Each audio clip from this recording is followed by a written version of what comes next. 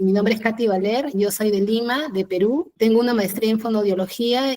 Mi especialidad es tartamudez y otros disturbios de la fluidez. Esta noche no estoy sola, estoy con dos alumnos míos, dos jóvenes valientes, esforzados, hermosos, que ellos también van a compartir su testimonio, un mensaje muy inspirador. No solamente es una terapia, no solamente es la colaboración de la familia, sino también de la escuela, de los maestros.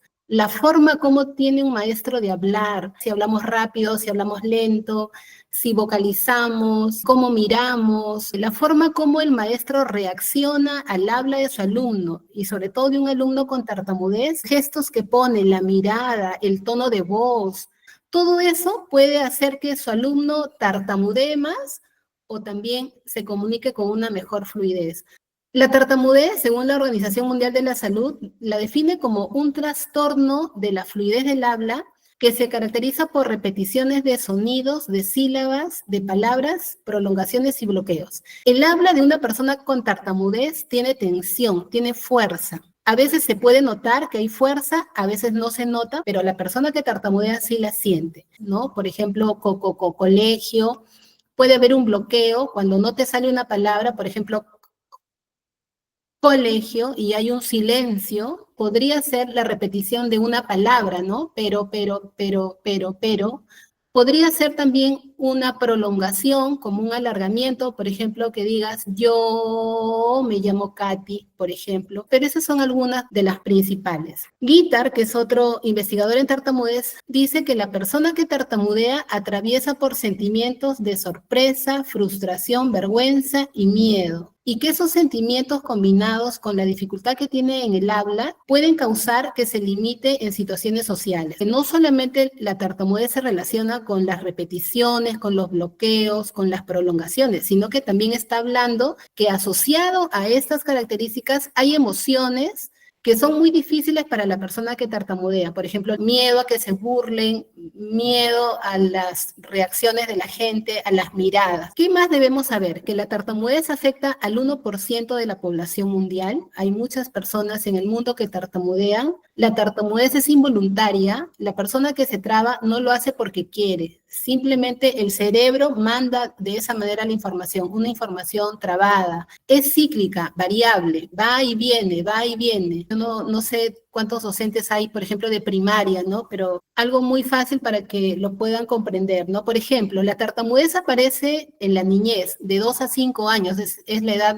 general más común donde aparece, ¿no? Pero puede ser que aparezca y de ahí desaparece, pero vuelve a aparecer, por ejemplo, a los 8 años, 9 años, 10 años, ¿no? Entonces, viene una mamá y dice, tenía tartamudez, pero se le fue. Y yo pensé que ya no tenía, pero cuando ya cumple 9 años, nuevamente apareció. Y la tartamudez puede aparecer hasta los 12 años, que es la tartamudez de desarrollo. Entonces, es una característica, es cíclica, va y viene, va y viene. Otra característica es que tiene tratamiento y es mejor hacer una intervención pronta en la infancia. Esa es la mejor edad para poder hacer un tratamiento. ¿Por qué? Porque un niño tiene mucha plasticidad cerebral. Con una terapia especializada se puede interrumpir el patrón tartamudeado y el niño puede recuperar la fluidez espontánea. Un niño que tartamudea puede lograr superar la tartamudez cuando hacemos una intervención pronta en la niñez, además porque tiene mucha plasticidad cerebral. Tenemos que saber que la tartamudez tiene una causa neurológica, o sea, que hay una alteración, se relaciona con esa secuencia temporal, ¿no? Esa secuencia temporal de los sonidos del habla. No depende de la persona, sino que el cerebro manda esa información. Hay una base neurológica. También tiene una causa genética en la mayoría de casos. Los padres, los abuelos pueden tener tartamudez. En la mayoría de casos es genético, pero también hay casos donde no hay antecedentes de tartamudez en la familia. Cuando aparece, por ejemplo, a los 2, 3, 4, 5 años, el niño de repente no es consciente todavía de lo que le pasa y es más sencillo hacer un tratamiento porque él no es consciente y él no tiene de repente vergüenza o tiene miedo de comunicar. Cuando ya, por ejemplo, tiene 6, 7, ya coincide con el primer grado, el niño ya empieza a darse cuenta que algo pasa en su habla. ¿Por qué?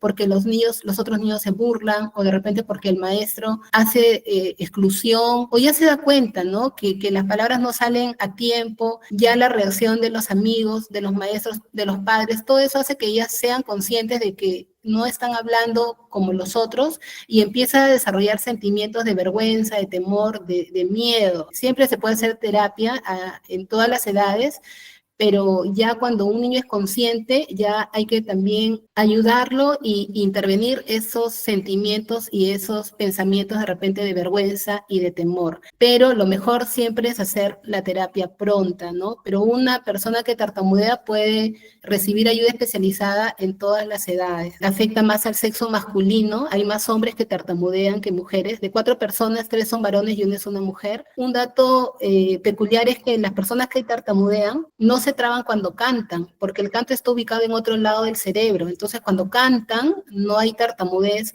o no hay tartamudez de repente cuando hablan solos, porque están relajados, o cuando hablan con sus mascotas, porque están tranquilos, están relajados, no tienen la presión. Y también hay un dato peculiar, que no se traban cuando hablan susurrando y cuando hay una lectura en coro, o cuando hablan en coro, cuando hablan al unísono con otra persona. Un dato muy interesante de repente para los docentes de primaria: las personas que tartamudean no se traban cuando leen en coro, cuando leen con otra persona el mismo texto. Entonces, para un poco reducir esa vergüenza que pueden tener o ese temor, podemos facilitar haciendo lectura en pares, podemos leer textos en pares, en parejas, ¿no? Eso como para suavizar un poco, para bajar un poco esa angustia que puedan tener.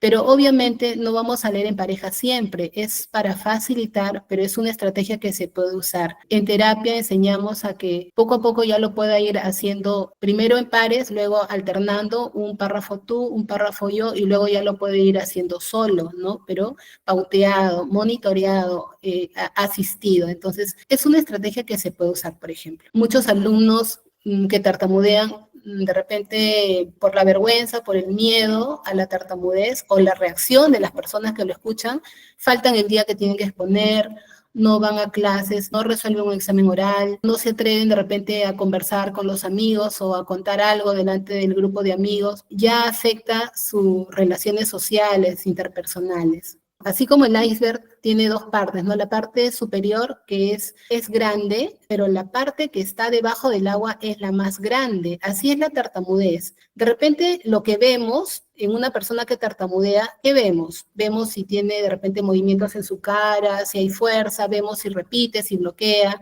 pero hay una parte que no vemos y es la más grande. ¿Y qué cosa es lo más grande?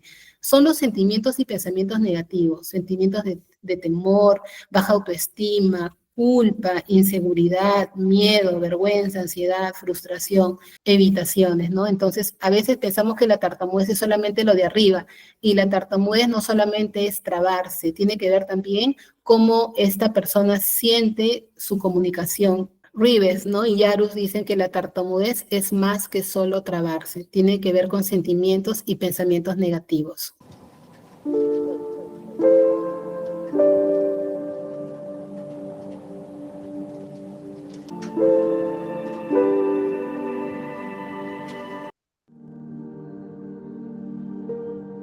Y de eso se trata la tarea lingüística. Bien, bien, Maya, tenés un 10. Después te lo anoto. A ver, ¿quién pasa ahora? A ver, Nacho Gutiérrez, pasa. A ver qué estudiaste. Dale, Nacho, vamos.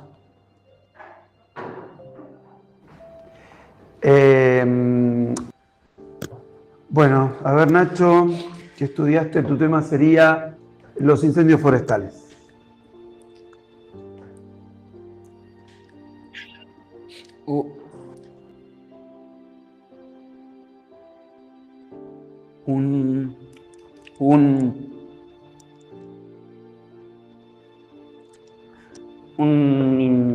Sí, un incendio forestal. Sí, el tema de hoy, un incendio forestal, Nacho.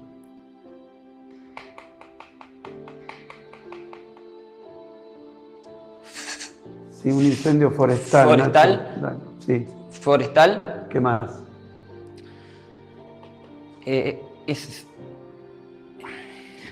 Nacho, ¿estudiaste? Tengo que seguir tomando todo el día. ¿Estudiaste? Bueno, a ver, dale. Sí, estudié. Dale. u- un incendio es No, Nacho, no estudiaste. No estudiaste, yo tengo que seguir tomando. No puedo, dale. No estudiaste. Te lo anoto, después te lo paso. Dale. Séntate, Nacho. Dale.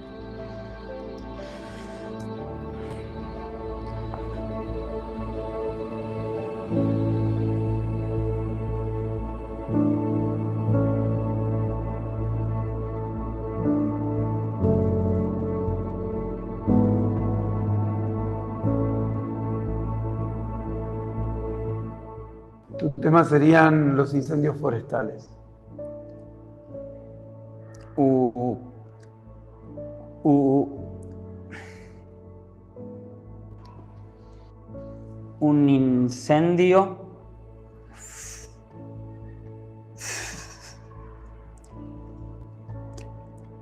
forestal es un fuego descontrolado de rápida propagación que afecta bosques, llanuras, pasturas y pastizales, entre otras cosas. Bien, estuviste muy bien. Te felicito. Se nota que estudiaste. Además te animaste a pasar, ¿sí? Te felicito.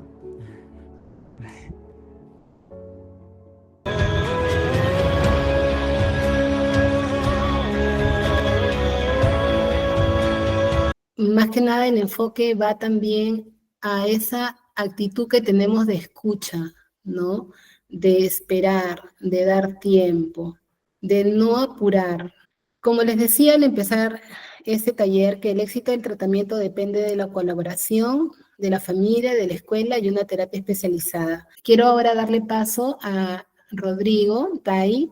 Adelante, Rodrigo. ¿Qué tal? Buenas noches a todos los docentes presentes. Gracias de antemano por su tiempo e interés aquí en la reunión. Yo me llamo Rodrigo Tai Mendivi, tengo 18 años y soy estudiante de medicina en la Universidad Cayetano Heredia. Para entrar en contexto y entender cómo fue en mi caso, fue que yo me empecé a trabajar a los 5 o a los 6 años, luego en toda mi primaria ya como que en mi primaria yo dejé de trabarme. Y recién todo esto empezó otra vez en primero de secundaria. Yo recuerdo que entré a un colegio nuevo y siempre cuando exponía, cuando hablaba en el recreo con mis compañeros, ellos siempre me imitaban. Por ejemplo, yo quería decir tarea y me hacía sentir que no pertenezco ahí porque todos hablan bien, todos hablan normal, todos pueden expresar lo que cada uno quiere decir y yo no, porque me tomaba tiempo.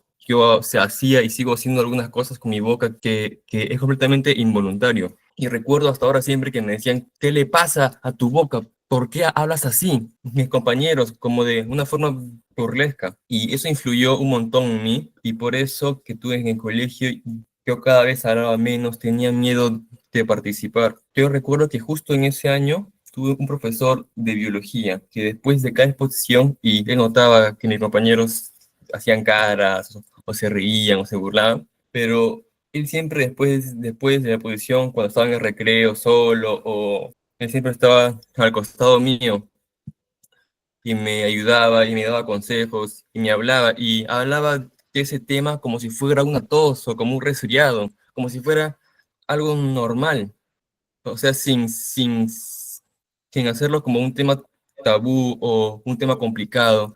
Y eso a mí me ayudó mucho y me daba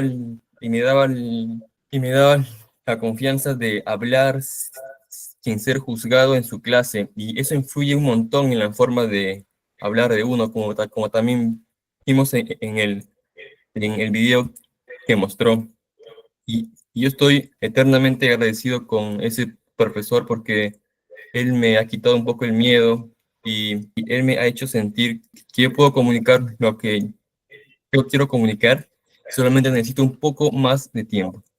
Y sin embargo, también tuve otra experiencia no tan buena con una profesora de matemática ya secundaria ya, y cada vez que yo exponía, yo notaba en sus ojos, con su mirada me decía, ya, acaba ya, ¿por, ¿por qué haces eso? Me haces perder tiempo, me estás poniendo tensa a mí también. Y eso me hacía sentir a mí mal, que le caía mal por solo mi forma de hablar y por no el contenido de la exposición, o por mi forma de ser, o por mis conocimientos. O sea, solo por la forma de hablar, yo caía mal a esa profesora, como si no fuera el adecuado, como si no tuviera el potencial, o como si yo fuera tonto. Y eso no era bueno para ambos, porque yo siempre que me tocaba con esa Miss, decía, uy, me toca con esa profesora, uy, me toca ese día y ya no quiero ir. Y me quitaba las ganas de ir al colegio y estar ahí. Seguramente, ella también decía, uy, me toca con Rodrigo, uy, con esa clase. Y en su mente ya se, se estresaba también. Y hay que ser sinceros. El movimiento tenso de la boca de una persona que también habla así como la mía y como muchos otros estudiantes, puede estresar o puede incomodar a muchas personas.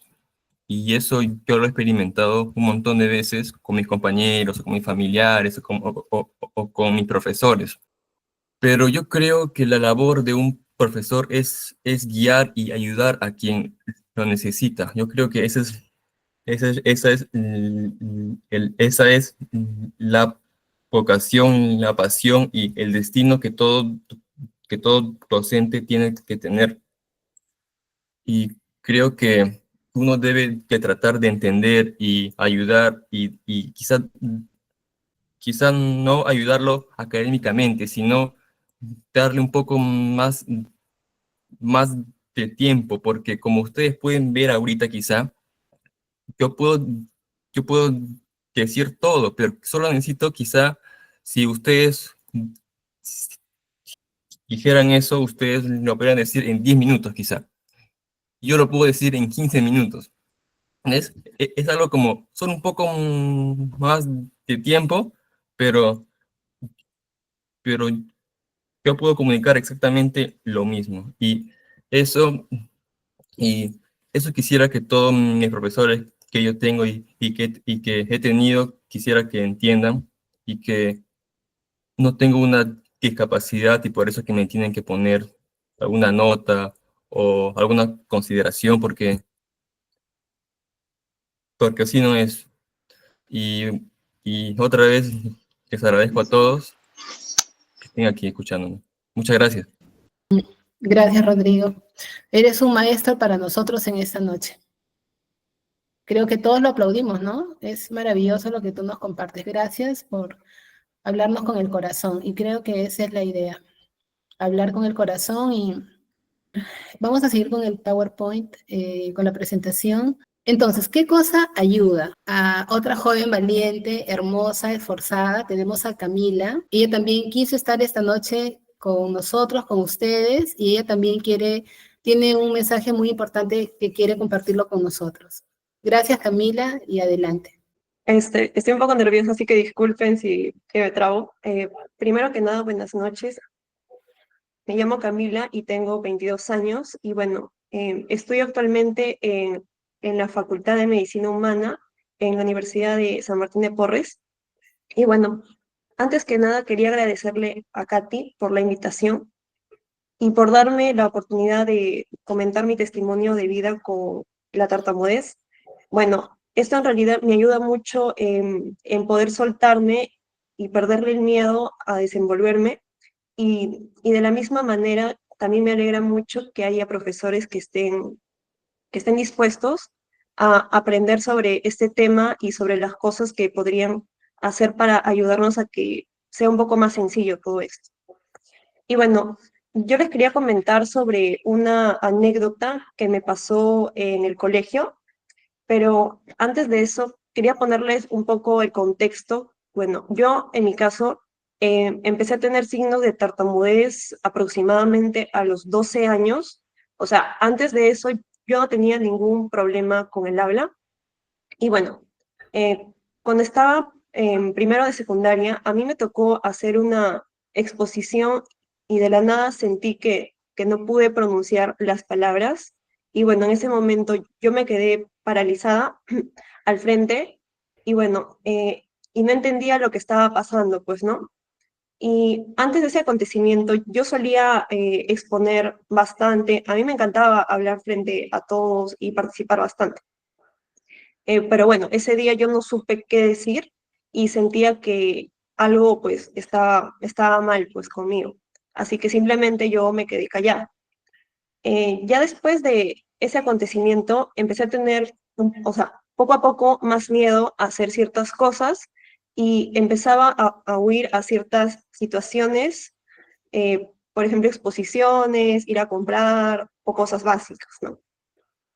Entonces, cuando estaba iniciando el segundo año de secundaria, yo tenía una profesora de biología que era muy buena enseñando, además era una persona muy estricta y muy disciplinada en su curso, y bueno, ella tenía la metodología de hacer exponer siempre a todos, porque ella tenía la mentalidad de que era mejor practicar ahora que después en la universidad, que iba a ser más complicado y también iba a ser más frecuente las exposiciones.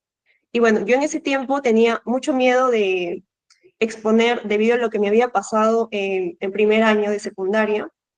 Entonces, cada vez que había una exposición, yo solía decir alguna excusa o simplemente faltaba o sea, a las exposiciones, ¿no? Entonces, hasta que un día me di cuenta que yo ya no podía huir más porque posiblemente podía jalarme o algo, pues, ¿no? Entonces decidí ir a conversar con ella y le comenté sobre mi situación y bueno, yo sentí que ella como que no me entendía muy bien.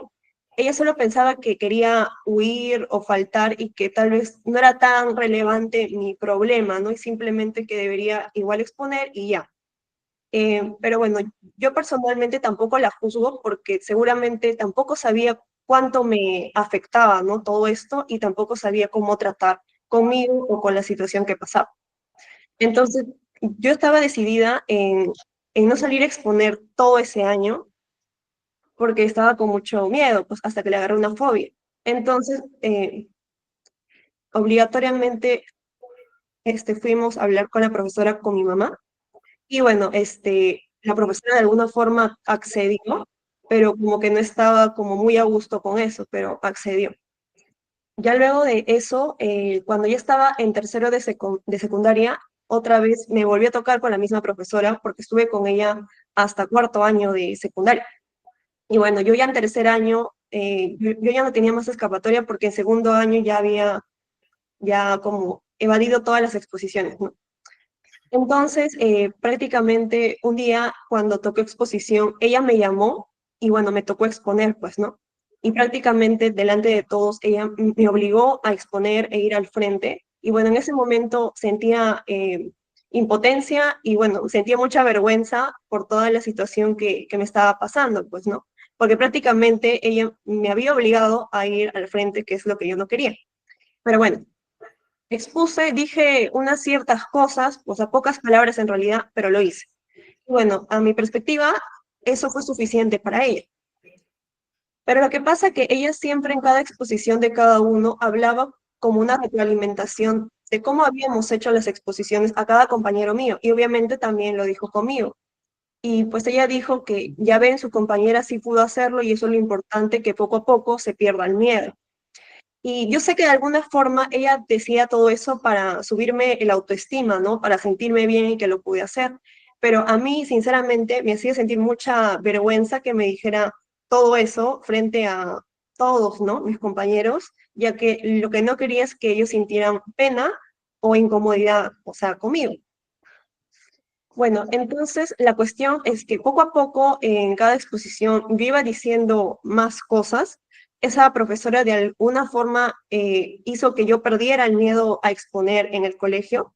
Y bueno, es cierto, en un inicio a mí como que no me gustó cómo hizo las cosas porque siento que si ella tal vez hubiera sabido más de este tema, ella hubiera podido lidiar mejor con esta situación, pues, ¿no? pero supongo que en su manera de verlo, ella pensó que sus métodos estaban bien y que me iban a ayudar. Pero bueno, ya con el tiempo yo sí le fui teniendo agradecimiento y mucho cariño porque de alguna forma hizo que yo saliera de mi fobia a exponer. O sea, ella sí logró su objetivo conmigo en realidad. Y yo amaba su curso demasiado, que era biología, y además fue una inspiración para que yo luego estudiara medicina, porque amaba yo la biología, sinceramente. Y bueno, ya después de cuarto año de secundaria, ya no la volví a ver nunca más, porque hasta ese año me enseñó, pero sinceramente, si algún día la viera, sería bonito agradecerle, ¿no? Porque ella vio de que, o sea, el potencial que yo tenía, que a pesar de mi situación, era intentarlo más que nada. Entonces, yo eso se lo agradezco mucho porque estuvo siempre a mi costado. Y bueno, yo sé que en un inicio ella como que no hizo las cosas de la mejor manera, pero era porque ella no sabía cómo ayudarme. Así que les comento esta anécdota para que sepan que hay personas que sí tratan de ayudar, pero muchas veces como que lo intentan y no es lo correcto o no saben cómo y se pueden equivocar muchas veces. Así tengan toda la buena intención del mundo. Así que es muy importante, bueno, estar informados para poder ayudar. Eso es todo, muchas gracias. Gracias, Camila. Excelente. Entonces, ¿qué cosa ayuda? No le pida a su alumno que hable lento o que se relaje. Más que decirle es que el maestro tenga una comunicación un poco más lenta, que se comunique hablando un poco más pausado. Una de las estrategias, por ejemplo, es alargando un poquito las sílabas. Cuando tú alargas ligeramente las sílabas, el habla se hace más lenta, haciendo pausas en tu comunicación. Todo eso también produce un efecto relajante, calmante, que le facilita la comunicación al alumno que se traba. No hable por el alumno, ni complete sus palabras o frases, ¿no? No hay que completar palabras. Haga respetar los turnos de comunicación de los alumnos. Dele tiempo. Esperemos la misma calidad de trabajo del alumno que tartamudea con el resto de la clase. La tartamudez no tiene que ver con la inteligencia. Un alumno que se traba es tan inteligente como otra persona. Hay que prestar más atención al mensaje y no tanto a las disfluencias que pueda tener. A veces pensamos que no le miro a los ojos porque se va a avergonzar. No. Mirar a los ojos me está indicando que hay interés en lo que yo te estoy diciendo. No demostrar estar incómodo, impaciente o irritado con la forma de hablar del alumno. Así como veíamos en el video, ¿no? En la segunda parte, ¿no? Donde él cambia la actitud y su alumno, me gusta ese video porque al final él sonríe, ¿no? Sonríe porque se siente que su maestro lo entendió. Y yo creo que ese es el corazón de este taller, ¿no? Creo que tiene que ver más con esa actitud como docentes, esa forma de hablar que tenemos. Quiero ahora darle paso a Rodrigo Tai. Él es un joven. Facilite la lectura coral o que lean en parejas, leer en pares, ¿no? Pero todo el salón, no solamente el alumno que se traba, sino todo, para no hacer acepción de personas. Hablar de la tartamudez con naturalidad, como Rodrigo decía, ¿no? Que su profesor le hablaba como si fuera una tos. ¿Cómo te sientes con tu habla? ¿Estás cómodo? Que no espere mucho su turno, que sea uno de los primeros en exponer. Nunca mirar la fluidez, sino mirar el contenido, ¿no? No llame de tartamudo a la persona que se traba, ¿no? No es el tartamudo, la tartamuda, el metralleta, ¿no? Es la persona que tiene tartamudez, la persona que tiene disfluencia, la persona que se traba, a veces, ¿no? Hablar despacio. A veces no nos damos cuenta cómo hablamos, ¿no? Pero un poco de repente es analizar cada uno. ¿Cómo estoy hablando? ¿Vocalizo? ¿Me entienden? ¿Hablo muy rápido que no se me entiende? ¿Estoy de repente siempre con una cara gestada, muy molesta, muy seria? ¿O de repente también sonrío un poquito como para dar confianza a mi alumno? ¿Cómo es mi voz? ¿Cómo es mi melodía? ¿No? Todo eso influye. ¿Cómo es tu entonación? ¿Es una voz muy rígida o es una voz melodiosa, con entonación? Yo tuve que entrenar muchas veces mirando al espejo, ¿no? Yo tenía que misma ver cómo yo hablaba, si yo vocalizaba, yo tengo que escucharme si hablo rápido, si hablo lento. Es como que yo también me tengo que analizar como maestra, como terapeuta, para poder también conocer qué proyecto yo en ellos, cómo estoy, ¿no? Si estoy muy impaciente, muy nerviosa y de repente es un día complicado para poder trabajar, no sé, porque hay mucha prisa, hay muchas emociones.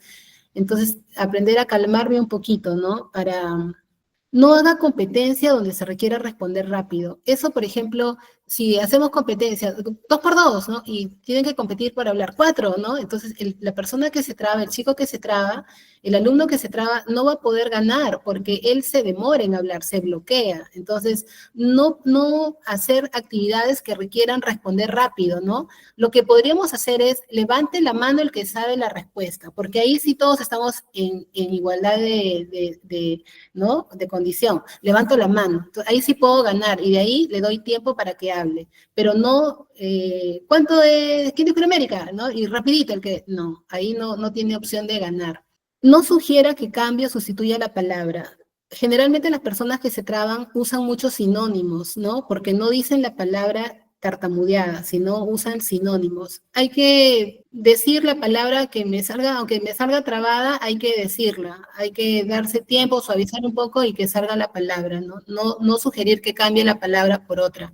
Derive a su alumno a un especialista en tartamudez para una evaluación y un tratamiento pronto, ¿no? Si ven que tiene mucha dificultad para poder exponer, para poder hablar, para poder responder, hay ayuda. En todos los países hay personas que cada vez estudian más la tartamudez y pueden ser ayudados en todas las etapas de la vida. Hay un proceso que se llama la desensibilización y que consiste en que la persona que se traba poco a poco pierda ese miedo, pero hay que acompañarla en ese proceso. Bueno, primero esperar un año es demasiado tiempo, ¿no? Si un niño, un joven no puede exponer, de repente está en terapia, pero si ya es muy grave, derivar a terapia, pero si no, esperar de repente un mes y luego poco a poco ir exponiendo, ayudarle a que él pueda exponer poco a poco. De repente en un principio que le exponga solamente a su maestra, solamente los dos en un salón, ¿no? En un aula, solamente los dos, porque cuando no hay mucha presión, el niño o el joven que se traba tiene más fluidez. Entonces, primero de repente solamente para mí, hasta que él se acostumbre un poquito. Luego puede ser de repente delante mío y otra colega más, puede ser que exponga solamente para 2.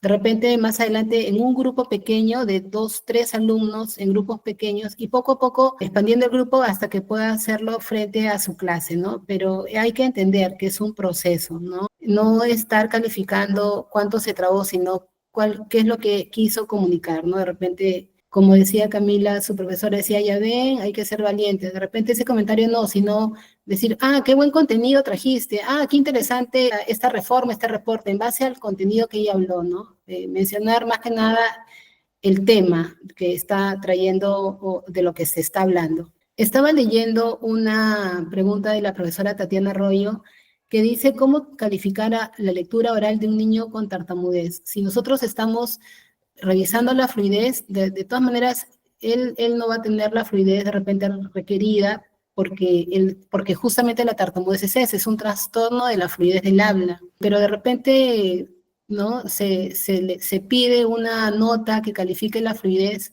Yo calificaría de repente la comprensión de la lectura, porque al final lo que nosotros queremos ver es cuánto comprende de lo que está leyendo, ¿no? Y si hay que poner una nota por la fluidez, solicitar que él pueda estar solamente con la profesora y que pueda leer, ¿no?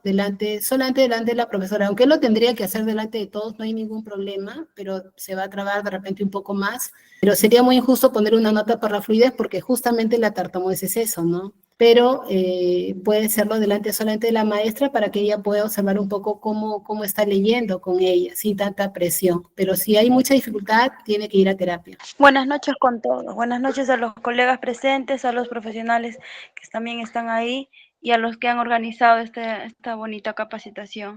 Solo para decirles que está muy claro lo que va explicando y felicitarlos por darse ese tiempo de organizar esta hermosa capacitación que a nosotros como docentes nos ayuda mucho para poder entender con mayor razón a nuestros estudiantes. A mí me gusta capacitarme porque uno como docente ama lo que hace y como dicen pues los colegas y los chicos que acaban de hablar, es muy importante porque un docente puede marcar una vida de un estudiante, para bien o para mal. Y uno que está presente tiene que hacer para bien. Entonces estoy muy agradecida por esta hermosa capacitación.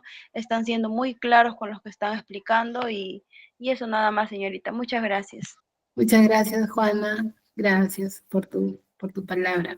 Buenas noches, estimados amigos de Califica. Entonces, si tienen este caso de disfluencia, ¿qué tendríamos que en el diseño de la sesión? Porque Califica es experto en el diseño de la sesión y nos ayuda mucho en eso, ¿no? En el diseño de la sesión o el diseño de la unidad, o específicamente en el diseño de la sesión ya cuando apliquemos, que es la parte táctica, ¿qué tendríamos que tomar en consideración? ¿Alguna modificación en el diseño para la consideración de estos chicos? ¿O tomar una técnica de comunicación pertinente para poderlo evaluar e ir gradualmente tratando de obtener su rendimiento, ¿no?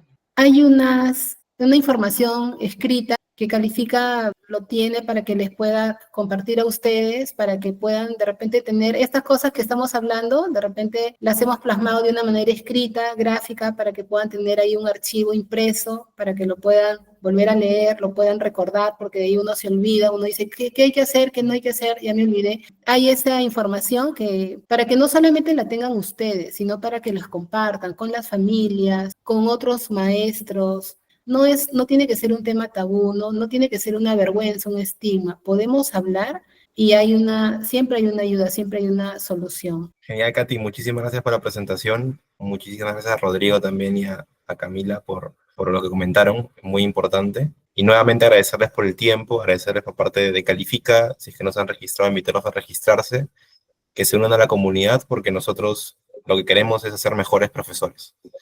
Y fuera del uso de herramientas de inteligencia artificial, que es en lo que estamos enfocados nosotros, este tipo de talleres es lo que queremos hacer también, para que comprendan mejor a sus estudiantes y al fin y al cabo poder hacer mejores profesores en toda Latinoamérica, ¿no?